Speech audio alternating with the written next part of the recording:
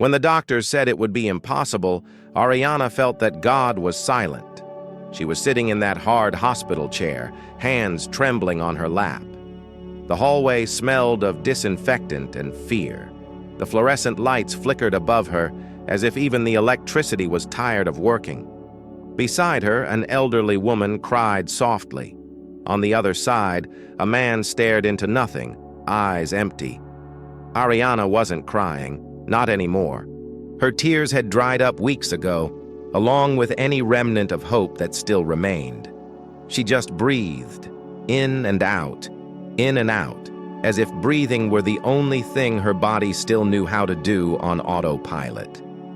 The doctor had just left the examination room. Her words still echoed in Arianna's mind like a funeral bell.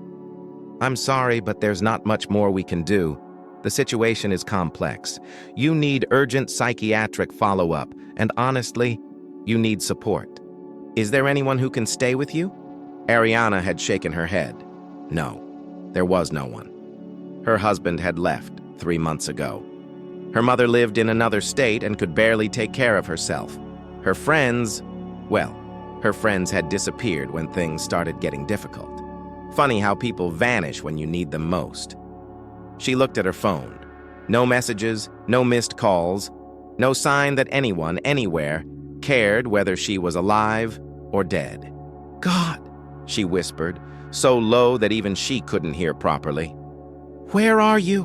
Silence. Always silence. But what Arianna didn't know, what she couldn't know in that moment, is that God wasn't absent. He was preparing something impossible, something that could only happen when everything seemed completely dead. Because miracles, true miracles, don't happen when there's still hope. They happen when hope has already died. 6 months before that hospital chair, Arianna was a completely different person. She woke up every day at 5:30 in the morning.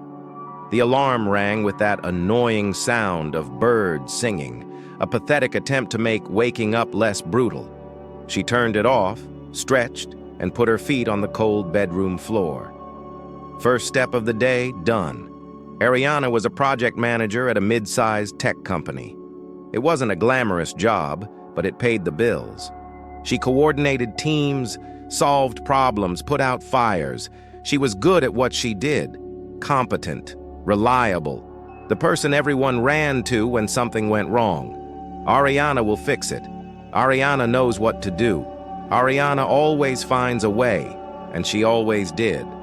Because that's what was expected of her. Because that's what she expected of herself. Her marriage to Daniel had started 8 years ago, on a sunny spring day.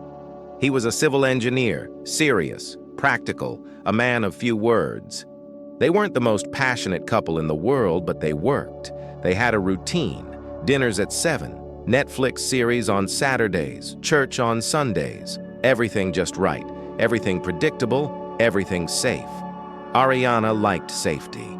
She had grown up in a chaotic home with an alcoholic father and a mother who lived on the edge of emotional survival. Since childhood, she had learned that the only way not to sink was to maintain control. Plan, organize, leave no room for chaos.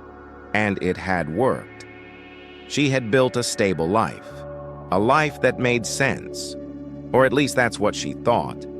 Her faith was sincere, but comfortable. She went to church every Sunday, sang the hymns, listened to the sermons, even served in the worship ministry from time to time.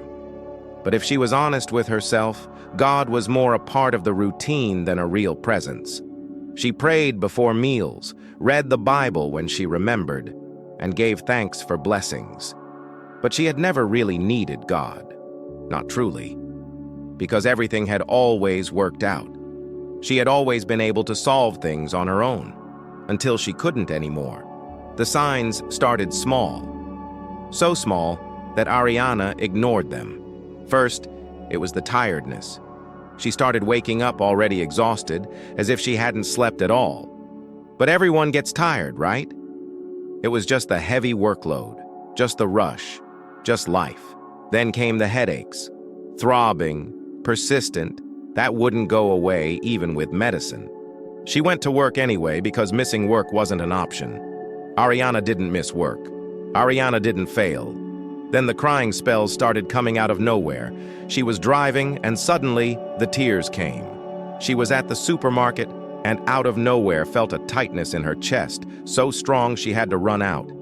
She was lying next to Daniel at night, and felt a loneliness so deep it seemed like a black hole inside her. "Are you okay?" Daniel would ask, without taking his eyes off his phone.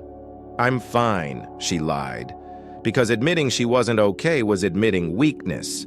And Arianna couldn't be weak.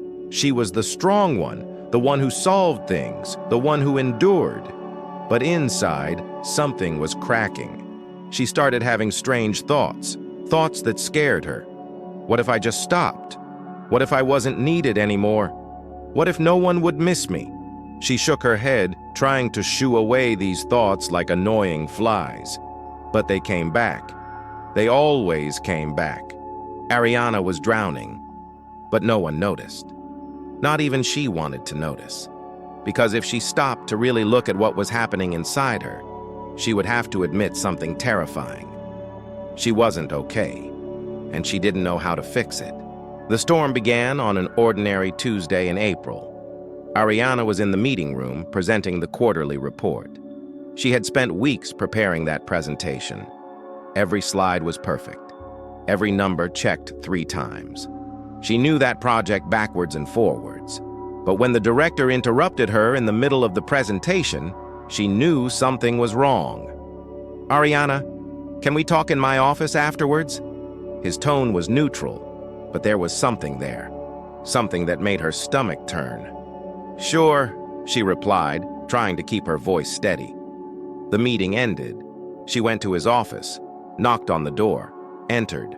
He was sitting behind the desk, with that expression that bosses make when they're about to ruin your day. "Arianna, you know we value your work here very much." She knew that phrase. Everyone knows that phrase. It's the phrase that comes before the but. But the company is going through a restructuring. We're cutting some positions, and unfortunately, yours is on the list. The world stopped. Not slowly, not gradually, it stopped. "What do you mean?" she managed to say, though her voice seemed to come from far away. "It's a difficult decision, but it's already been made. You have 2 weeks. We'll prepare your severance." Arianna felt as if she'd been punched in the stomach. She opened her mouth, but no words came out. What could she say? Beg? Argue? Cry? She did none of those things. She just nodded, stood up, and left. She walked to her desk like a robot, grabbed her purse, left the building, got in the car, closed the door, and then finally she broke down. She cried. Cried like she hadn't cried since childhood. Cried until she had no more air in her lungs. Cried until her throat hurt. "God, why? I did everything right. I worked hard. I don't deserve this." But God didn't answer. And that's when the silence began that would haunt her for the next months. Arianna didn't tell Daniel immediately. She went home, washed her face, and pretended everything was fine. Because telling meant admitting, and admitting meant facing. And she wasn't ready to face. But 3 days later, when the severance letter arrived in the mail, she had no choice. Daniel was in the living room watching some game on TV. She entered, holding the envelope. "Daniel, I need to tell you something." He didn't even look at her. "Talk." "I was fired." Silence. He turned off the TV, turned to her, and the expression on his face wasn't compassion. It was irritation. "What do you mean you were fired? They're cutting positions. It wasn't anything Arianna, we have bills. We have a house mortgage. How did you let this happen?" She felt the tears returning. "I didn't let it happen, Daniel. I had no choice. There's always a choice. You should have done something. Should have tried harder. Those words were like knives. I tried. I always tried. Clearly not enough. She was paralyzed. Looking at that man she had sworn to love, that man who should be on her side, that man who in that moment seemed like a stranger. "You really think that of me?" Daniel sighed, as if she were an annoying problem he needed to solve. Arianna, I don't have time for drama right now. We're going to have to tighten our belts. You're going to have to find another job quickly. And then he turned the TV back on, as if nothing had happened, as if her world hadn't just collapsed. Arianna stood there holding that envelope, and for the first time, she realized something terrifying. She was alone, completely alone, even inside her own marriage. That night, she locked herself in the bathroom and fell to her knees on the cold floor. God, I don't know what to do. I don't know how to get out of this. Please, please help me. She waited for peace, for a word, for a sign. But all she heard was silence, and the sound of the TV on in the living room. The following weeks were a blur of resumes sent, frustrated interviews, and increasingly heavy silences inside the house. Arianna woke up every day with a knot in her stomach. She opened her laptop, updated LinkedIn, responded to job postings. She wrote cover letters trying to sound confident, competent, valuable. But each thank you for your interest, but was another blow. Daniel barely spoke to her. He left early, came home late, and when he was home, he lived glued to his phone. They no longer had dinner together, no longer talked, barely looked at each other. Arianna tried. God knows she tried. Daniel, we could watch a movie tonight? I'm tired. Daniel, we could talk about... Not now, Arianna. Daniel, I said not now. She fell silent, shrinking, disappearing inside her own house. And then, on a Friday night, everything collapsed completely. Daniel came home earlier than usual. Arianna was in the kitchen trying to prepare a decent dinner, trying to do something that would bring a bit of normalcy back. Arianna, we need to talk.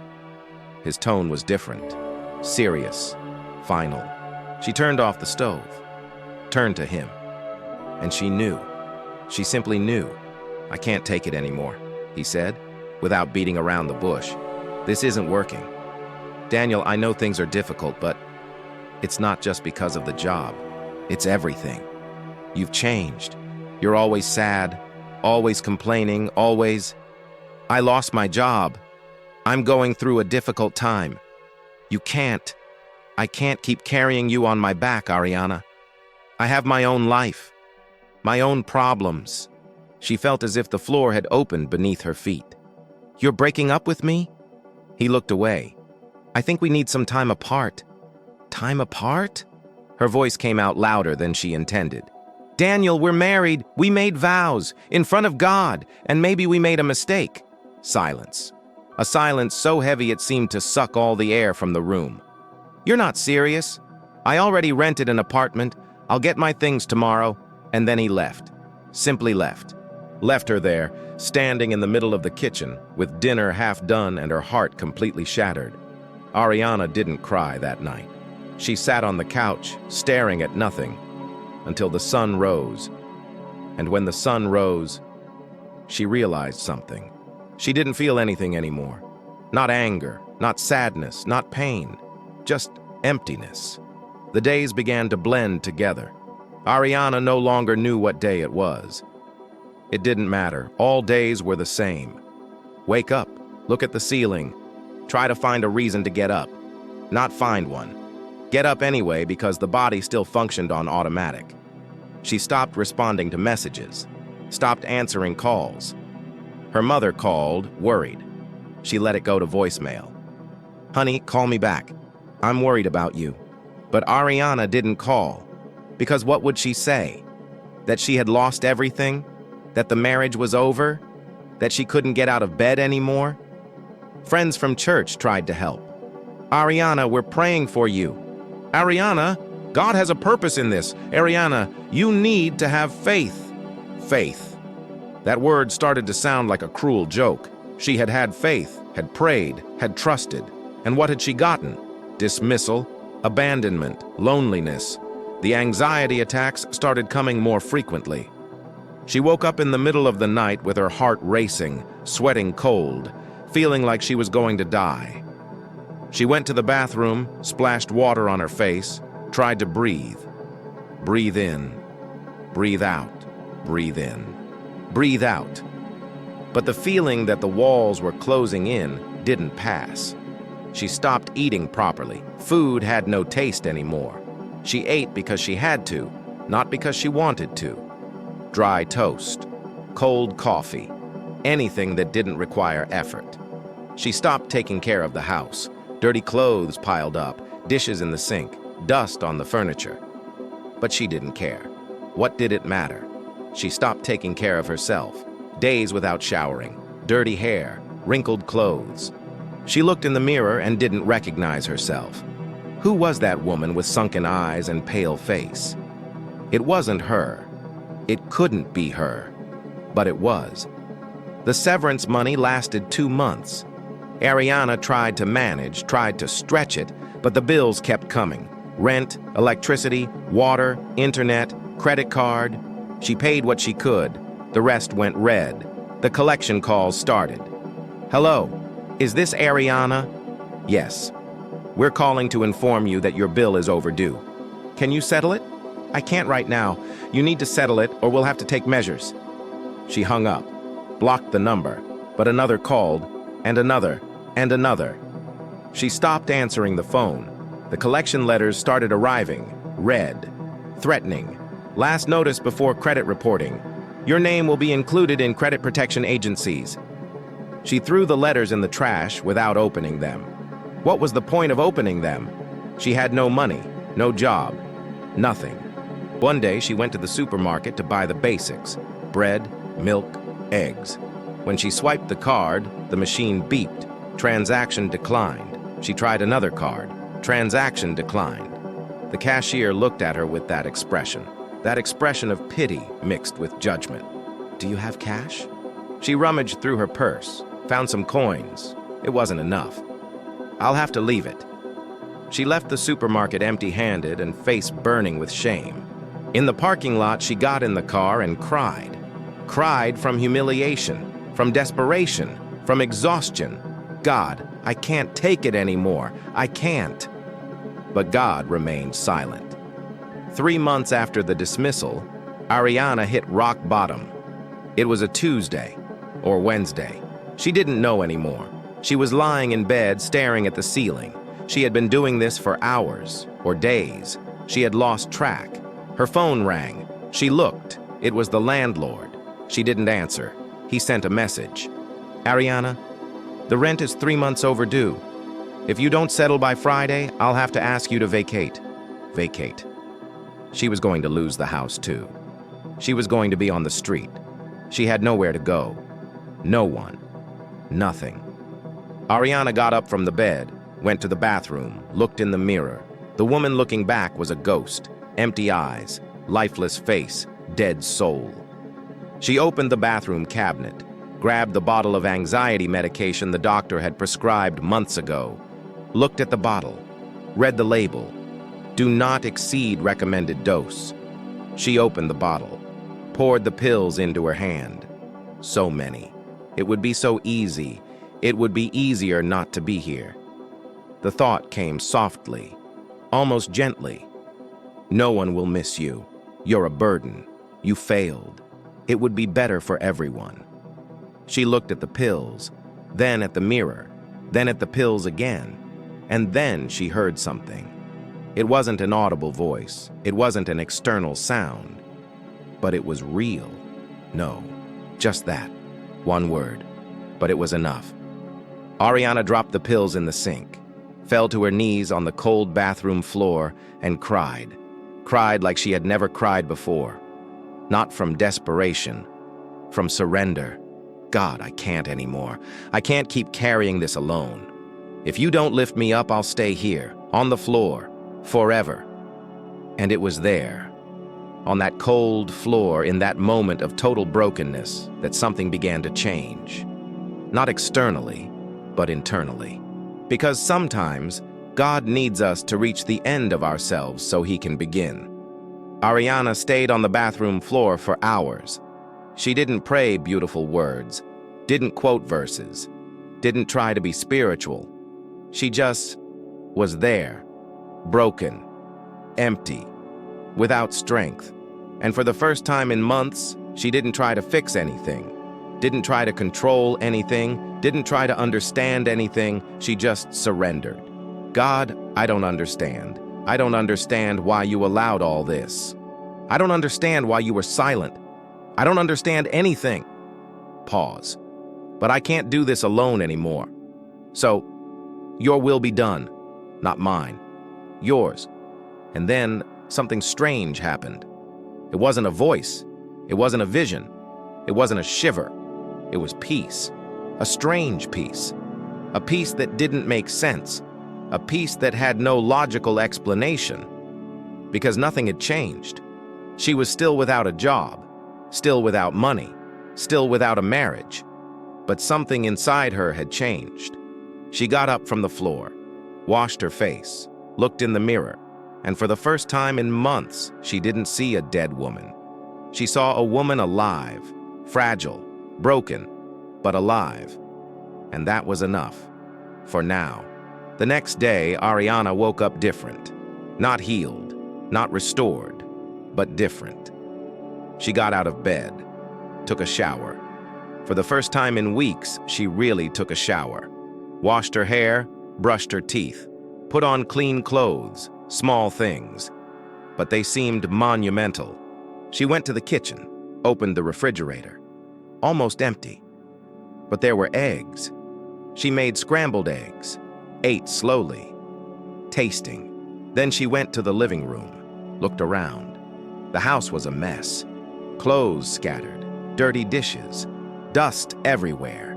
She could have felt overwhelmed, but she didn't. She just started. Grabbed the clothes, put them in the machine, washed the dishes, wiped the furniture, not because she had to, but because she could. And that was something. When she finished, she sat on the couch, exhausted but satisfied. That's when she saw it, the Bible. It was on the coffee table under some old bills. She didn't even remember putting it there. She picked it up, blew off the dust, opened it. And it wasn't by chance that she opened to John 11, the story of Lazarus. She had read that story dozens of times, but never like this. Never with the eyes of someone who had died inside. She began to read. Now a man named Lazarus was sick. He was from Bethany, the village of Mary and her sister Martha. Arianna read slowly, word by word. Lazarus was sick, gravely sick, and his sisters, Mary and Martha, knew exactly what to do. Call Jesus. So the sisters sent word to Jesus, Lord, the one you love is sick. Arianna stopped. The one you love. They didn't say the one who serves you. Didn't say the one who is faithful. They said the one you love. Because they knew. They knew that Jesus loved Lazarus deeply. And because of that, they were sure he would come immediately. But Jesus didn't go. Yet when he heard that Lazarus was sick, he stayed where he was 2 more days. Arianna frowned. He stayed? He heard that Lazarus was dying and stayed where he was? Why? She continued reading. When Jesus finally arrived, Lazarus had already been dead. For 4 days. 4 days. In the heat of Palestine, 4 days meant decomposition. Meant there was no going back. Martha ran to meet Jesus and said something that echoed through the centuries. Lord, if you had been here, my brother would not have died. Arianna felt a tightness in her chest. She knew that pain of looking at God and saying, where were you? Why didn't you come? Why did you let this happen? She had asked those questions so many times, so many nights, so many tears, and God had remained silent, just as Jesus had stayed where he was. But why? Arianna continued reading. Mary also came and said exactly the same thing as Martha. Lord, if you had been here, my brother would not have died. 2 sisters, the same pain, the same question. And then, something extraordinary happened. Jesus wept. Arianna stopped, read again. Jesus wept. 2 words, the shortest verse in the Bible. but carrying immense weight. Jesus wept, not because he couldn't do anything, not because he had failed, but because he felt. He felt the pain of those women. He felt the loss. He felt the grief. And he wept. Arianna felt tears streaming down her face. God, did you cry with me? She had never thought of that. She had thought God was distant, indifferent, absent. But what if he had been there all along? What if he had cried with her? What if the silence wasn't absence but presence? She took a deep breath and continued reading. Jesus went to the tomb. Take away the stone, Martha protested. But Lord, by this time there is a bad odor, for he has been there 4 days. But Jesus insisted. And when they took away the stone, he called in a loud voice, Lazarus, come out! And the dead man came out, wrapped in strips of linen, but alive, completely alive. Arianna closed the Bible, and for the first time, she understood. Jesus didn't arrive before death. He arrived for death. Because if he had arrived before, he would have healed Lazarus, and it would have been a healing miracle. But he waited. He let Lazarus die, so everyone could see that he is the Lord of resurrection. And suddenly, everything made sense. Her job had died. Her marriage had died. Her emotional health had died. Her faith had died. But God hadn't arrived to prevent death. He had arrived to resurrect. Arianna sat on the couch holding the Bible against her chest. The tears wouldn't stop falling. But they were different tears, not of desperation, of understanding. God, you weren't absent. She whispered the words, as if discovering an ancient truth for the first time. You were preparing. She remembered all the times she had prayed, all the times she had cried out, all the times she had begged for an answer, and God had remained silent. Not because he didn't care, but because he was waiting for the right moment. The moment when there would be no doubt left. The moment when everyone would know this was God. Arianna opened the Bible again, went back to John 11, and read the verse that changed everything.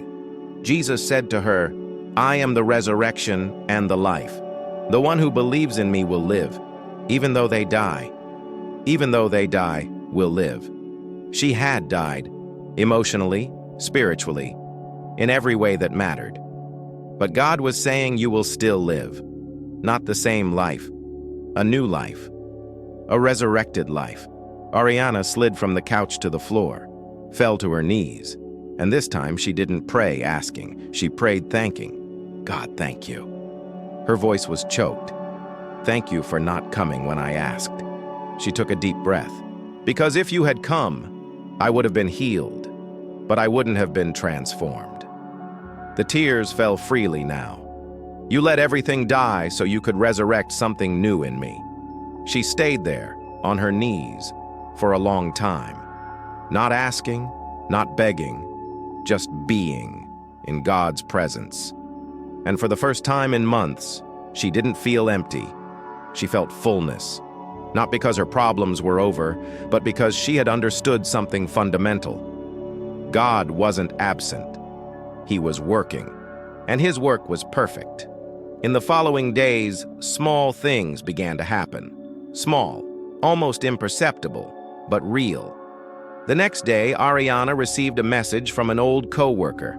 Hi, Arianna. It's been a while since we talked. How are you? Arianna hesitated, but responded. Hi, I'm rebuilding. I understand. Look, I don't know if you're looking for a job, but there's an opening here at the company where I work. It's for coordination of social projects. I thought of you. Want me to recommend you? Arianna looked at the message for a long time. Social projects. It wasn't the same area she worked in before, but something inside her lit up. Yes, I want to. The interview was scheduled for the following week.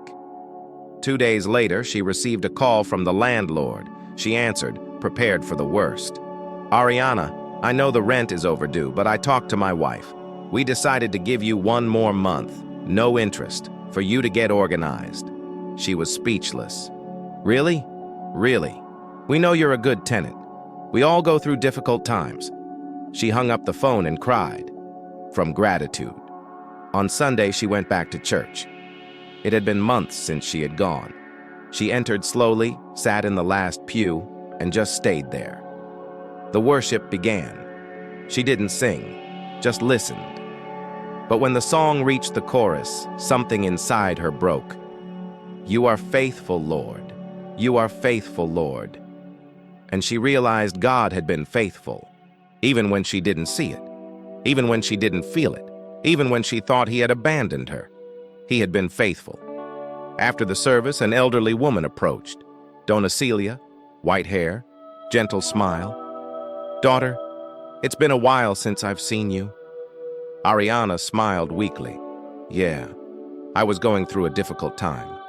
Donna Celia said nothing, just opened her arms, and Arianna collapsed. Cried on the shoulder of that woman she barely knew. Cried everything that was still trapped. And Donna Celia just held her and prayed softly, "Lord, thank you for this daughter. Thank you for bringing her back. Thank you for not giving up on her." And Arianna felt it, felt God there, in that embrace, in that simple prayer, in that moment of pure grace. 3 months after that day on the bathroom floor, Arianna was a different person. Not because everything had been resolved, but because she had been transformed. She woke up every day and gave thanks, not for the things she had, but for being alive, for having another day, for having another chance. She had started therapy. Yes, therapy. Because she had understood something important. God heals, but he also uses people, doctors, psychologists, medicine. Faith doesn't nullify treatment. Faith works together with it. And gradually, she began to understand her wounds, her traumas, her destructive patterns. She had spent her whole life trying to be strong, trying to be perfect, trying to control everything. But God had allowed everything to collapse, so she would learn to depend on him. The interview for the social projects coordination position was different. Arianna entered the room expecting the usual questions. What are your strengths? Where do you see yourself in 5 years? Why should we hire you? But the interviewer, a woman in her 50s named Beatrice, looked at her and asked something completely unexpected. "Arianna, tell me, what was the most difficult moment of your life?" Arianna was silent. She could have lied, could have given a generic answer, could have pretended everything was fine. But she didn't do that. "The last 6 months," she said with a firm voice. "I lost my job. My marriage ended. I almost gave up on everything." Beatrice didn't look away. "And what made you continue?" Arianna took a deep breath. "God. And the realization that he hadn't abandoned me. He was transforming me." Beatrice smiled. "You're hired." Arianna blinked. "What do you mean?" "We don't need someone who has never been through difficulties. We need someone who understands pain. Because the work here is with people in vulnerable situations. People who have lost everything. And you know what that is?" Arianna felt tears welling up. "Thank you. No. Thank you for having the courage to continue." The work at the NGO was transformative. Arianna coordinated projects for homeless women, women who had lost everything, women who had been abandoned, women who had thought about giving up, women like her. And for the first time, Arianna understood the purpose of pain. God hadn't wasted her suffering. He had transformed it into mission. She talked with those women, listened to their stories, cried with them, prayed with them, and said something she herself had needed to hear. "You're not alone. And this isn't the end. It's the beginning of something new." Arianna also continued in therapy. She learned to forgive, not just others, but herself. She had blamed herself for so long.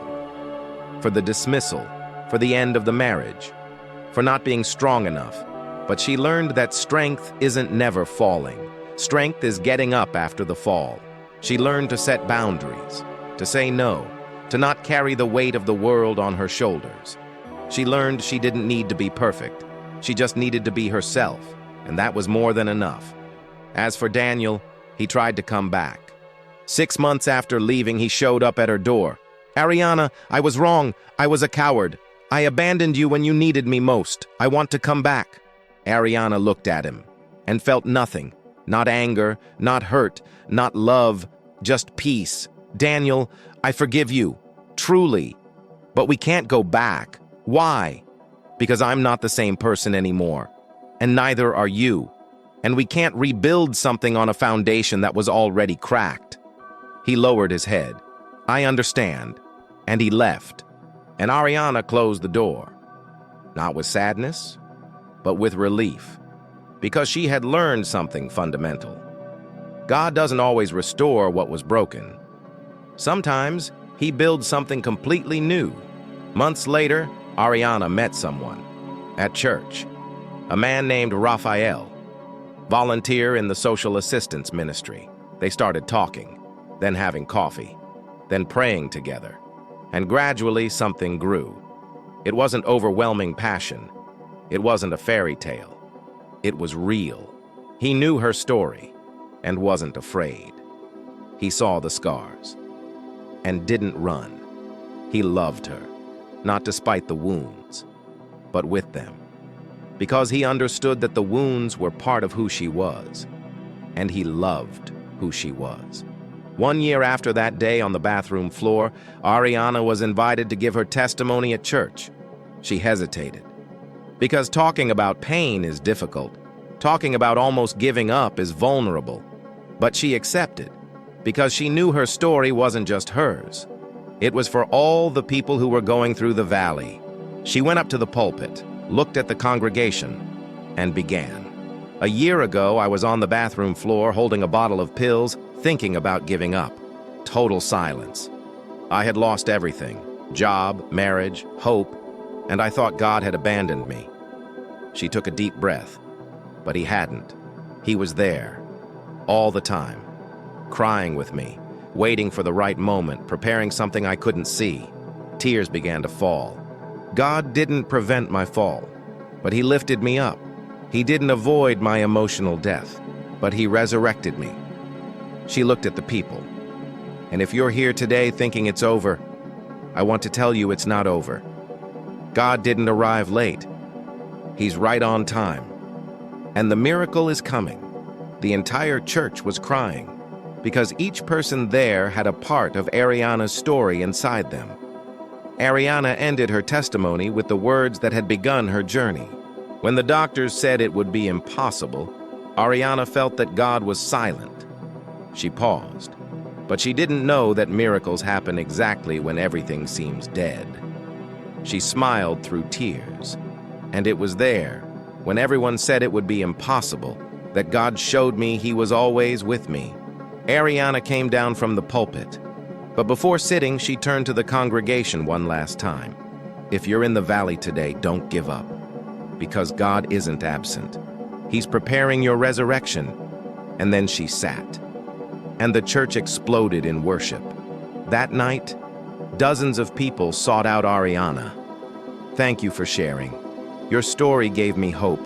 I was thinking about giving up, but now I'm going to continue." And Arianna understood. Her pain hadn't been in vain. God had transformed it into purpose. And now she could help others come out of the tomb, just as Jesus had done with her. 2 years later, Arianna was sitting in a cafe, writing in her journal. She had returned to writing, something she loved but had abandoned years ago. She wrote, "Today I understand. God didn't save me from the storm. He saved me through the storm, because it was in the storm that I learned to trust. It was in the valley that I found God for real. It was in death that I discovered resurrection." She closed the journal, looked out the window. The sun was rising, and she smiled, because she knew. No matter how dark the night, the sun always rises again. And God always keeps his promises.